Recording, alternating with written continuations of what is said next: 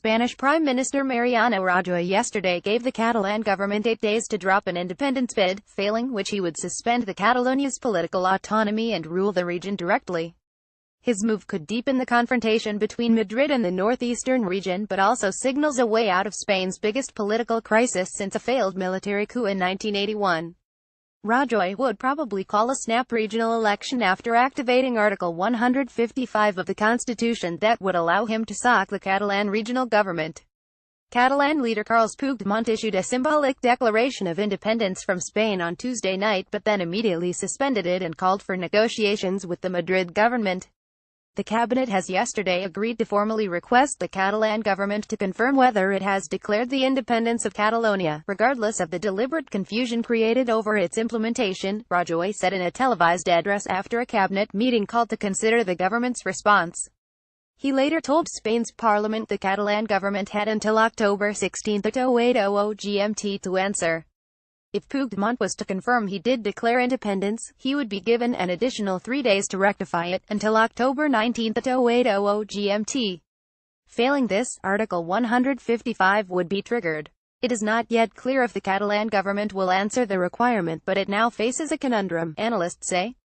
If Puigdemont says he did proclaim independence, the central government will step in. If he says he did not declare it, then far-left party CUP would probably withdraw its support for his minority government. Rajoy has two objectives. If Puigdemont remains ambiguous, the pro-independence movement will get more fragmented. If Puigdemont insists on defending independence, then Rajoy will be able to apply Article 155, said Antonio Barroso, deputy director of the London-based research firm Teneo Intelligence. Either way, Rajoy's aim would be to first restore the rule of law in Catalonia, and this could at some point lead to early elections in the region. The stakes are high. Losing Catalonia, which has its own language and culture, would deprive Spain of a fifth of its economic output and more than a quarter of exports.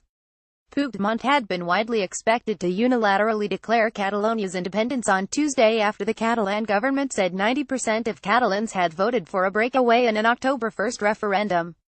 Central authorities in Madrid had declared the referendum illegal, and most opponents of independence boycotted it, reducing turnout to around 43%.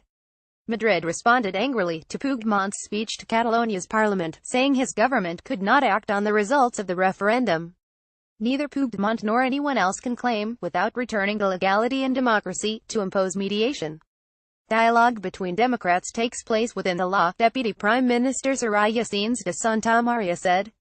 Invoking Article 155 to ease Spain's worst political crisis in 4 decades would make prospects of a negotiated solution even more remote. A spokesman for the Catalan government in Barcelona said earlier yesterday that if Madrid went down this road, it would press ahead with steps towards statehood. We have given up absolutely nothing. We have taken a time out, which doesn't mean a step backwards, or a renunciation or anything like that, Catalan government spokesman Jordi Torrell told Catalunya Radio.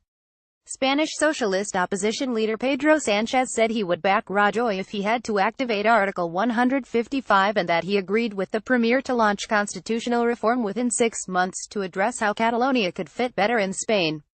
It was not clear how the Catalan government would respond to that offer. Puigdemont's speech also disappointed supporters of independence, thousands of whom watched proceedings on giant screens outside Parliament before sadly leaving for home.